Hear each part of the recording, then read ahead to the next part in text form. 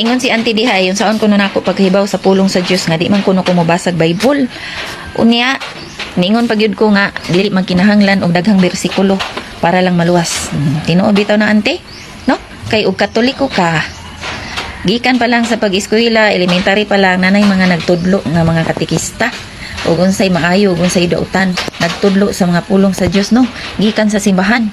So mo na nga di magkinahanglan nga masigitag memorize anang mga bersikulos Biblia unya di gihapon nato masabtan.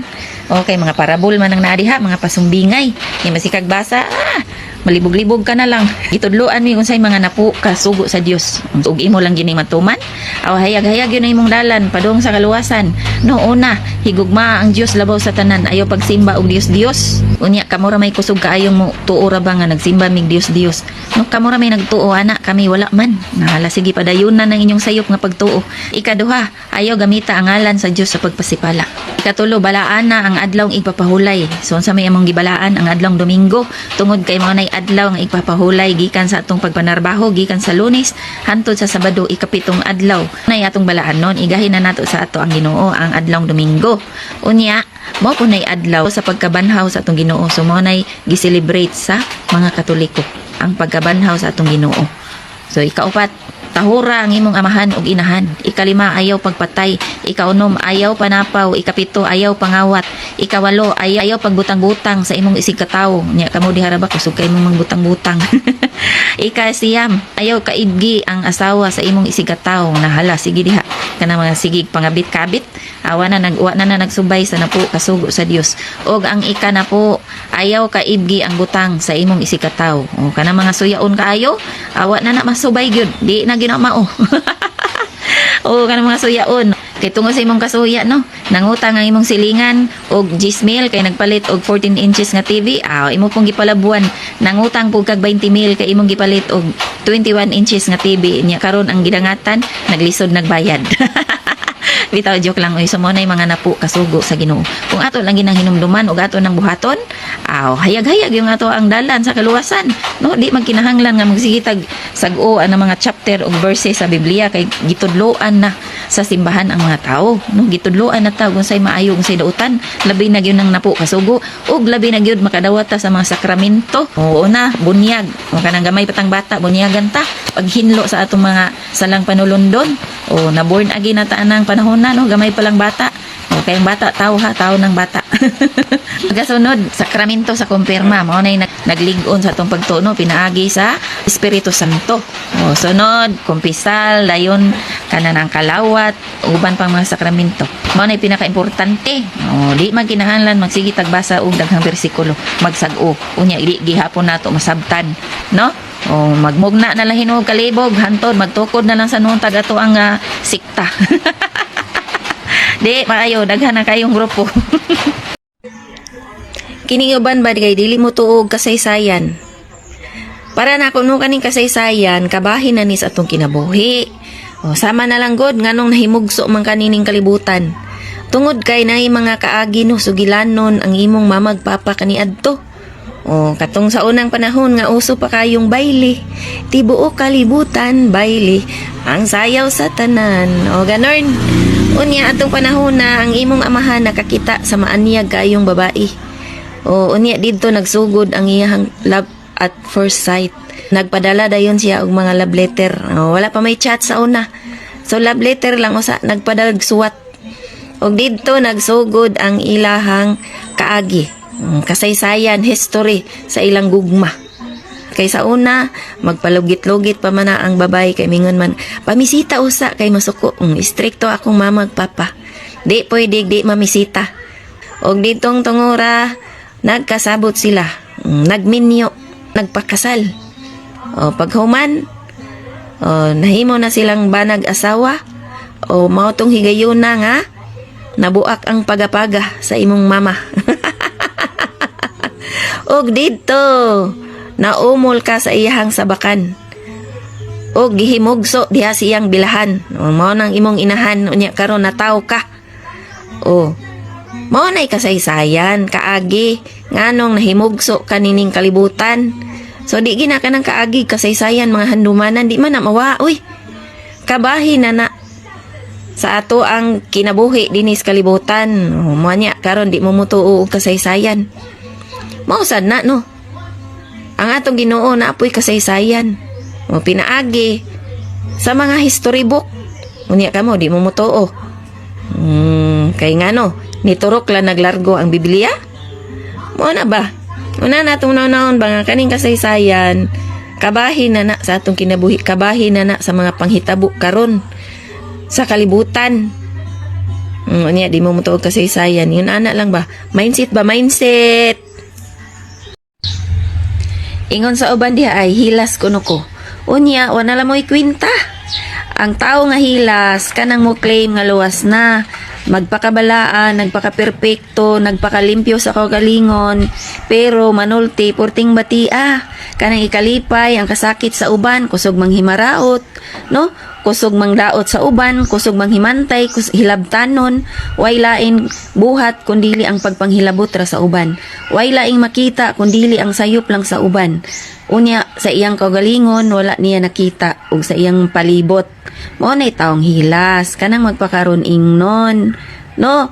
Pero mangistorya yano ra kaing miingon nga bugok, yawa, demonyo, way kaalam, bugo. Mao ni mga taong hilas, no?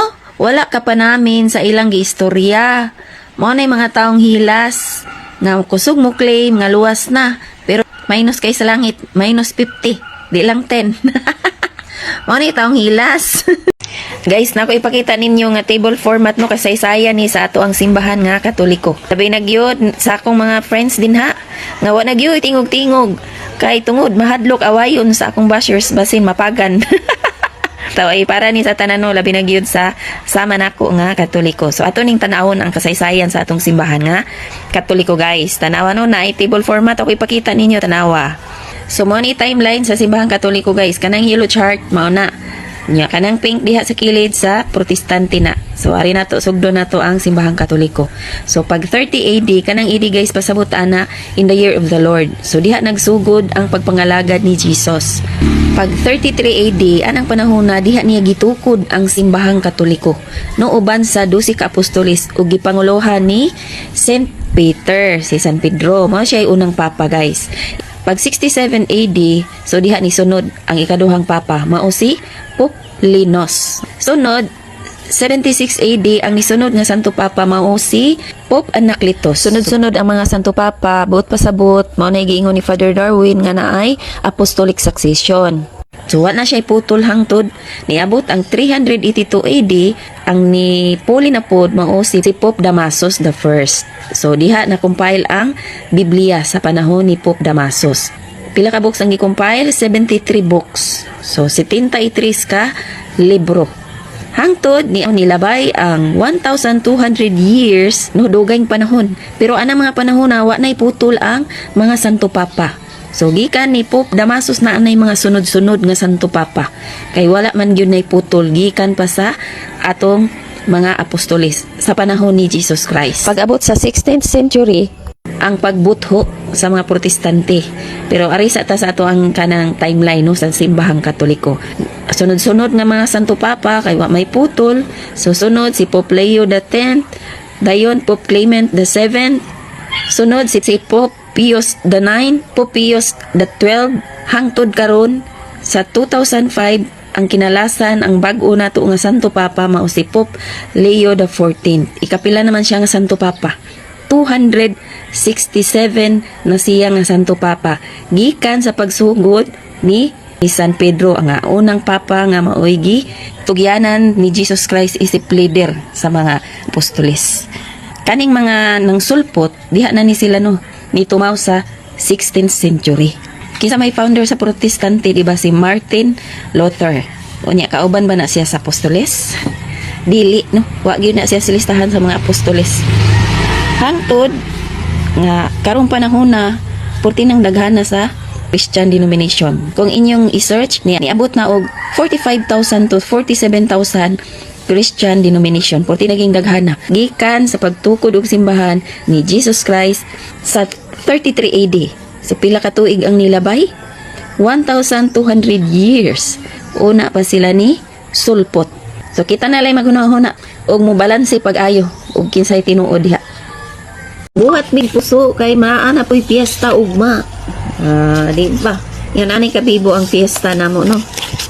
Mag-celebrate og piyesta ang Katoliko. O, dili lang mag-andam sa santos nga misa, kundili mag-andam pagyug lamisa.